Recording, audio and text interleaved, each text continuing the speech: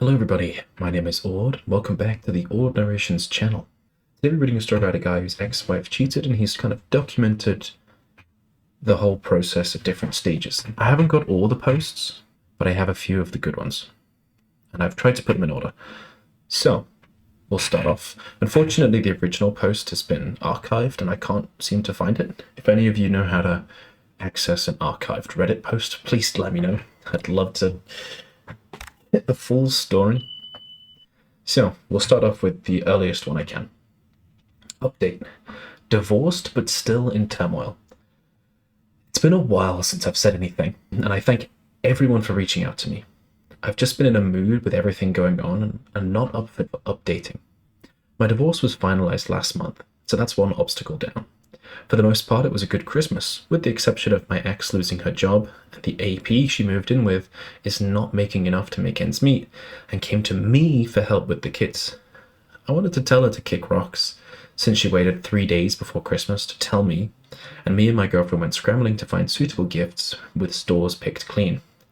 Before anyone tells me I shouldn't have done a thing and let my kids see her for the trash she really is, I wanted to, and I almost did. But I can't do that to my kids on Christmas. And I told her this is a one-time help. I won't help her again. When she came to get the presents, she asked to come in to see where the kids slept. When I said that isn't a good idea, she told me it wasn't a request and that she needed to and it was her right to.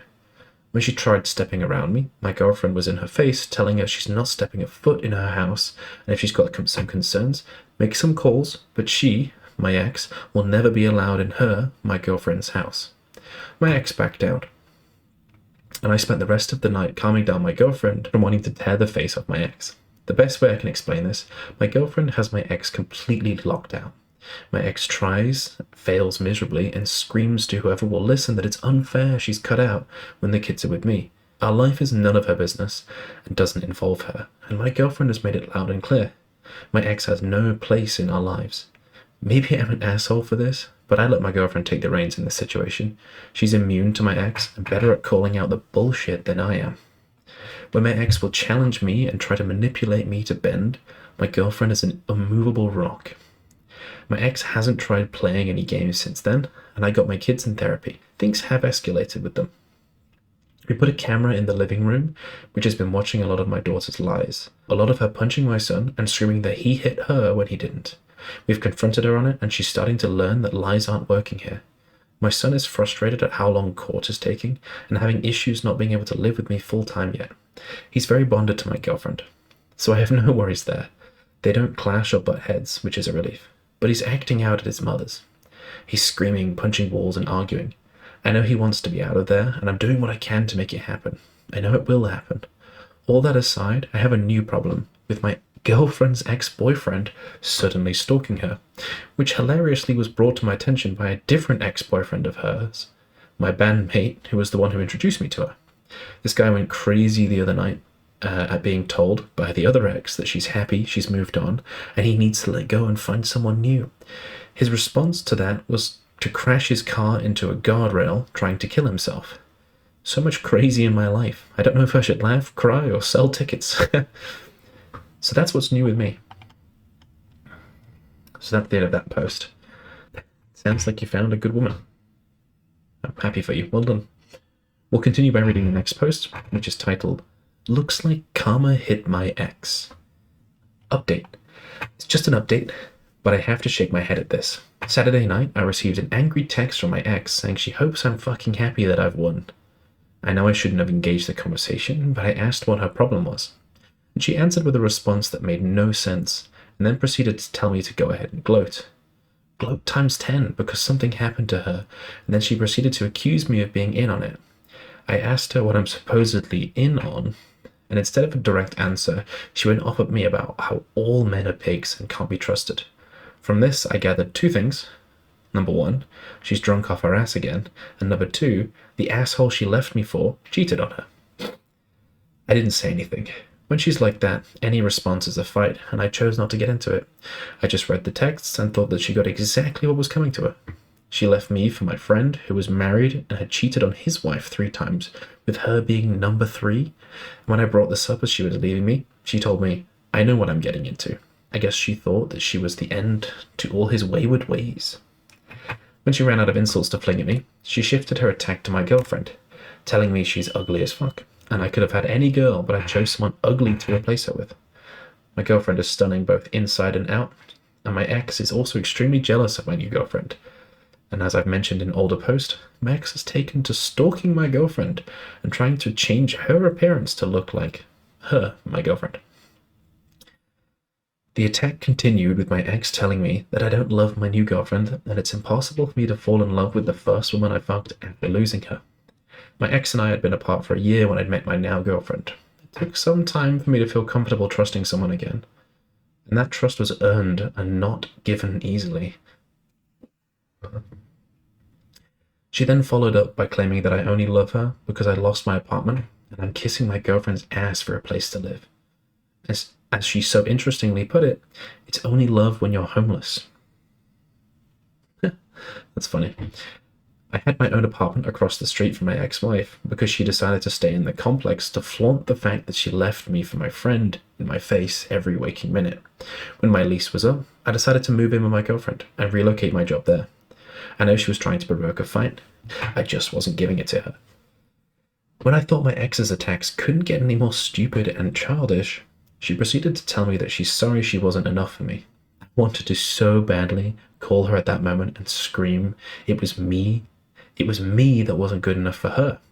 She left me, or did she fucking forget which of us walked out of the door and which of us walked out of the door replacing the other with someone else? She left me for a married guy that had cheated repeatedly on his wife. A real fucking winner there.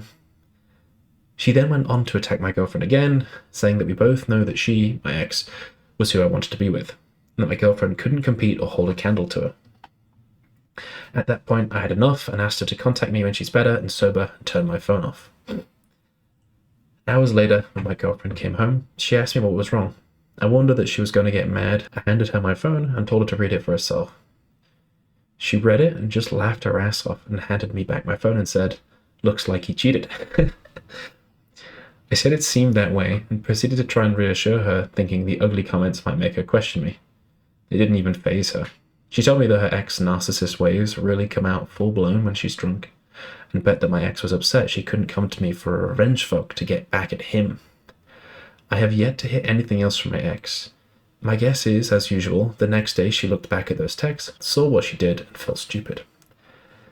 I'm also betting she's back with him because she can't stand to be alone. What a hilarious interaction. Your ex must feel like a right fucking mug. The final post we're going to be reading tonight is titled, Update. It got better. For a quick recap, my ex left me for my best friend, and for 4 years passed off their daughter as mine. My name is on the birth certificate, and so I have parental rights. Chaos ensues. It's been a while since I've been here. Since I've commented, shared, and participated, my story has certainly been a wild one. 3 years ago, my, a male 46, ex-wife, female 47, left me for my married best friend and tore 2 families apart. 2 years ago, I thought I was ready to move on and ended up dragging my girlfriend, 46, into my personal hell, and ended up putting her into situations and drama that you don't want to drag anyone into. Clashings with my ex, issues with my kids, and the wife of my ex-best friend using her kids to come after mine. I ended up dropping my girlfriend into my nightmare battleground. She took on a lot of fire. You can't just move on, start over, and put it all behind you and be happy. That's the biggest lie you can tell yourself. The truth is, once you find new love, you have to fight for it. Ex's jealousy doesn't matter if they left you or you left them. They're going to be jealous and petty. Kids competing for attention. Mutual friends stirring the pot. And if there are 2 families involved in infidelity, that's double the drama. There's a lot that you do and you don't see coming. We survived, thankfully, my girlfriend and I. I still feel guilty about it, because I didn't feel like me or my baggage was worth holding on to. My ex's issues cost both me and my girlfriend a lot. It would have been so much easier to say none of this was her problem and walk away. I wouldn't have blamed her. And every time something new would happen, I found myself bracing for it, because no one should have to go through all that she did. Luckily for me, she's stubborn, doesn't quit easily. It took a while for things to calm down to the point where they are now. That required my ex to lose a lot of battles. And she still plays her games here and there, but nothing on a catastrophic level anymore. That involved taking a lot of actions to minimize her attempts. Cameras. I can't stress that enough. Get cameras in your home. My kids are clumsy. One trip on the rug resulting in a bruise on my daughter's chin, and my ex was screaming child abuse to all who would listen. Facebook posts of the injury saying how I was frustrated and struck my daughter, and people coming for my throat, until I posted the clip of my daughter tripping on the rug and me immediately picking her up and taking care of the injury. Needless to say, the child abuse post came down quick, and the phone calls and texts from my ex asking me to remove the videos started just as fast. I left them. Naturally, I took a screenshot of her post first before posting the video, and someone else was nice enough to do the same and post the screenshot in the comments section. That ended that. Having cameras, having my ex know that I have cameras in the house, ended a lot of her accusations. No one is hurting my kids.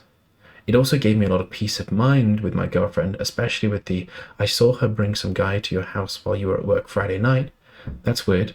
I saw her on camera playing Call of Duty with her brothers, alone. As I said, it's been 3 years since D-Day and the divorce. 2 years since I moved on with someone else, and my ex is still with her affair partner. And I recently asked my girlfriend to marry me. We are now planning for that. Oh, congratulations. My kids are getting along better.